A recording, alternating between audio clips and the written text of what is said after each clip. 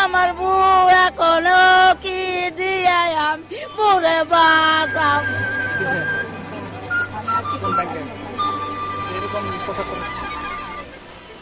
নিজের সন্তানের দেহাবশেষ পাওয়ার আশায় এই কান্না, অস্বাভাবিক ঘটনায় চিরবিদায়ের এই কান্না। আমাকে দেহটা দিও কেল মরা আমরা লইয়া যাই বাজার, আমরা আর কিছু চাই না।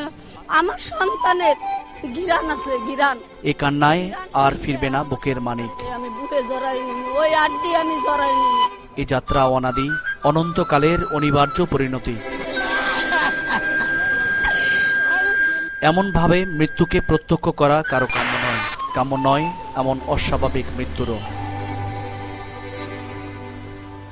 সাভারের রানা প্লাজার ঘটনায় কিছু মানুষ মৃত্যুর কালো থাবা থেকে বেঁচে গেছেন, কিন্তু তাদের চোখে মুখে এখনো মৃত্যুর বিভীষিকা। একটা লাশ পড়ছে আগে পার করে, তারপরে পরে লাশ। মানে জায়গায় তো কবরের মতন অন্ধকার, কিছু দেখতেছি না। 3টা মানুষ মরা, তাদের দেখতে পাই না ঠিকই, কিন্তু কোনো মতে চোখ বলে ঝাঁকি মেরে উঠি। আমি কি করে বেঁচে থাকতে পারি, আমার আল্লাহ বাঁচায় রাখছে।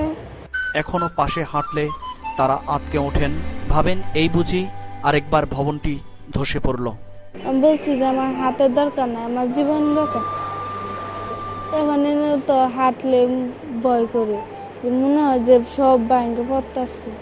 মৃত্যু খুব কাছে থেকে ফিরে গেছে, তাদের প্রত্যাশা সরকার না ফিরে যাক পাশে থেকে। প্রধানমন্ত্রী এসে বলছে যে তোমার কিছু হবে না বাবু, তুমি চিন্তা করো না, তোমার জন্য আমি অনেক অনেক করতেছি, উপকার করবো আমি যেতটুকু পারি। প্যাট্রিক ডি কস্তা, মাই টিভি, ঢাকা।